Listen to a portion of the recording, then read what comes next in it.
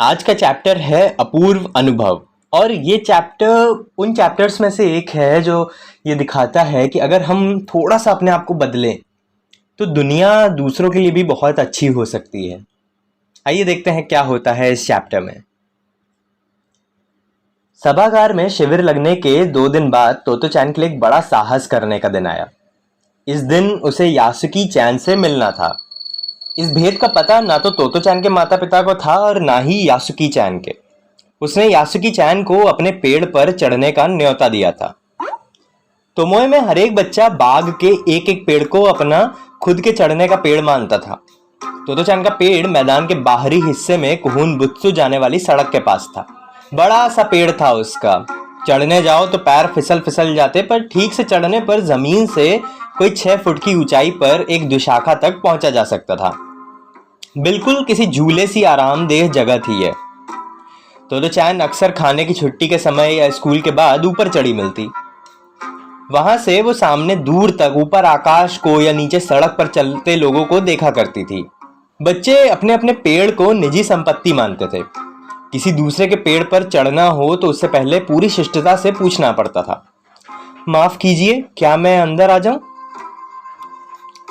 यासुकी चैन को पोलियो था, इसीलिए वह ना तो किसी पेड़ पर चढ़ पाता था और ना किसी पेड़ को निजी संपत्ति मानता था। अतः तोतो चैन ने उसे अपने पेड़ पर आमंत्रित किया था, पर यह बात उन्होंने किसी से नहीं कही, क्योंकि अगर बड़े सुनते तो जरूर डांटते।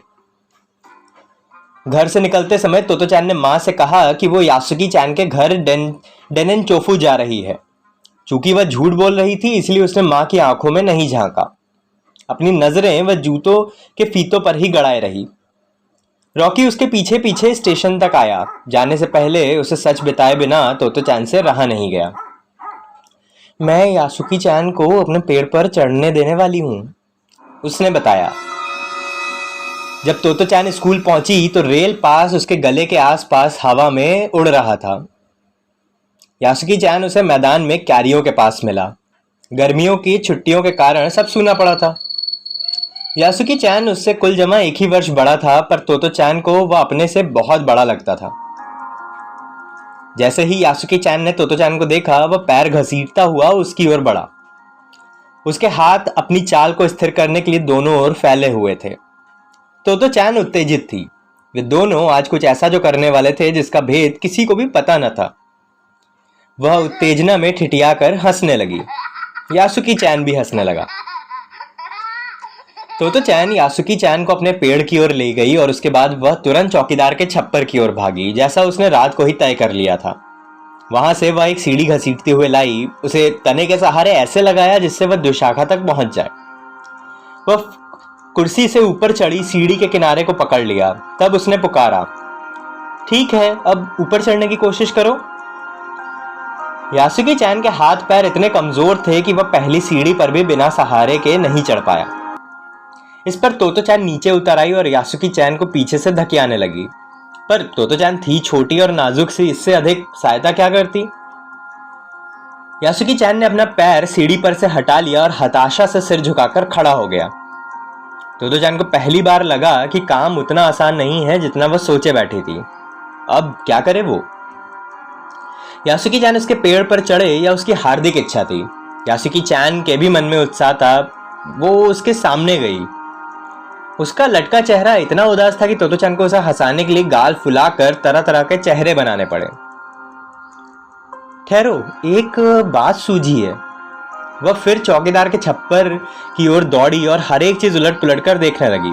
आखिर उसे एक तिपाई सीढ़ी मिली जिसे थामे रहना भी जरूरी नहीं था। जब तिपाई सीढ़ी को घसीट कर ले आई तो अपनी शक्ति पर हैरान होने लगी। तिपाई की ऊपरी सीढ़ी दुशाखा तक पहुंच रही थी। देखो, अब डरना मत, उसने बड़ी बहन की सी आवाज में कहा, ये डगमगाएगी नहीं।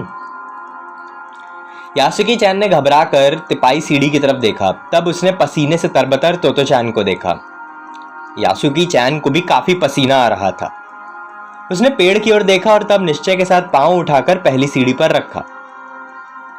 उन दोनों को यह बिल्कुल भी पता न चला कि कितना समय यासुकी चैन को ऊपर तक चढ़ने में लगा। सूरज का ताप उन पर पड़ रहा था, पर दोनों का ध्यान यासुकी चैन के ऊपर तक पहुंचने में रमा था। तोतो चैन नीचे से उसका एक एक पैर सीढ़ी पर धरने में मदद कर रही थी। अपने सिर से वह उसके पिछले हिस्से को भी स्थिर करती रही। यासुकी चैन पूरी शक्ति के साथ जूझ रहा था और आखिर वह ऊपर पहुंच गया। हुर्रे!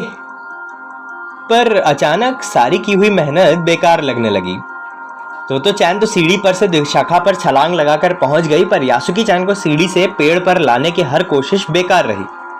यासुकी चैन सीढ़ी थामे तोतो चैन की ओर ताकने लगा। तोतो चैन की रुलाई छूटने को हुई। उसने चाहा था कि यासुकी चैन को अपने पेड़ पर आमंत्रित कर तमाम नई नई चीजें दिखाए, पर वह रोई नहीं। उसे डर था कि उसके रोने पर यासुकी चैन भी रो पड़ेगा।